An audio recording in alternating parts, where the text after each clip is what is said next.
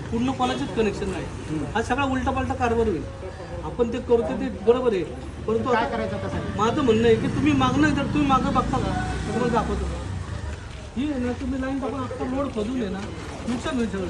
रोडचं पण होतोय, पाण्याचं पण होतोय, तुमच्या खर्च वाढतोय. तर एका घरामध्ये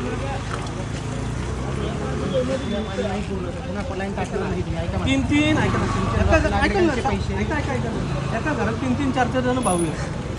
पूर्ण कसं कनेक्शन घेणार घरातलं? मला सगळं मान्य आहे. पण आपण जे हे प्लॅन करतो ना पंचायत दोन इंचमध्ये पाणी नाही पुरलं अजून 2-2 मजले वाढले तर पुन्हा लाईन तुम्ही टाकली. असं माझं म्हणणं आहे. म्हणजे पंचायत आपण करू ना काय करायचं. ठीक आहे बघा, इथून नियोजन आहे पाण्याचं सगळ्यांना.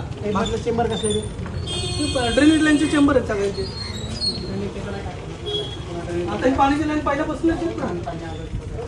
पूर्ण कसं घ्या तुम्ही बघा ना, पूर्ण कसं घ्या ना तुम्हीच बघा.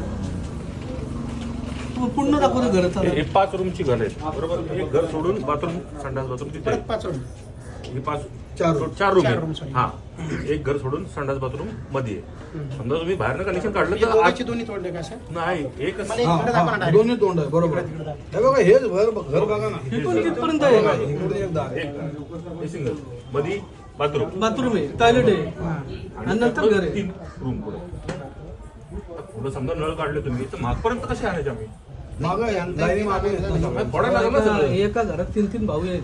एक मिनिट वरचं मागं. ऐका ना, हे घर दिसतंय. कुणीतरी दोघं हा, तरी पहिली दोन्हीकडे room. असले तरी एका बाजूने कुणीकडून तरी त्याला कुठल्या तरी भावाला कॉम्प्रोमाइज करावंच ऐका लागेल. ना, पहिली रूम, मग दुसरी, तिसरी रूम, 3 रूम, त्यानंतर संडास बाथरूम आहे आणि त्याच्यानंतर एक रूम आहे. हे दोघं तेव्हा तिघं ना भाऊ जण राहतात ना.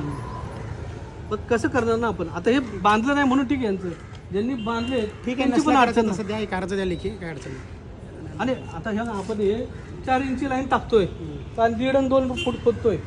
चुकीचं ना, अख्ख्या रोडच्या चिंदडच झाल्या ना दोन्ही बाजूनी ना. दोन्ही बाजूनी तसंच प्रकार आहे. पण आता एका मीटर बाजूने तर बसवलं टाकू शकत नाही ना. होतेच एका बाजूने तर एवढं क्रॉस करून टाकू शकत नाही. वर्षभरापूर्वी केलंय काम, परत आलेच नाही LNT वाले, परत नवीन आलं, परत कोणतरी येतं, परत खोदायचं, नाही, परत एलएनटी वाले परत आले तेच एलएनटी वाले मध्ये काहीतरी काम बंद केलं त्याचं काही पाईपचा इश्यू होता. सारखं सारखं आपण हेच करायचं का? ही लाईन आहे ना, सारखं 6 महिन्यापूर्वी तुमच्या मागं लागून मी ही कॉन्क्रीट करून घेतलं. तुम्हीच होते तुमच्या मागं लागून. त्याच्यानंतर आता ही लाईन खोदली. नाही नाही, पण एका बाजूने दोन्हीचे कनेक्शन नाही देऊ शकत ना. दोन्ही बाजूने तर लाईन पाहिजेच ना. आणि आता 10वी 12वीच्या पण परीक्षा चालू आहेत. तुम्हाला काय म्हणायचे ते कागदावर द्या. मी देतो लिहून तुम्हाला.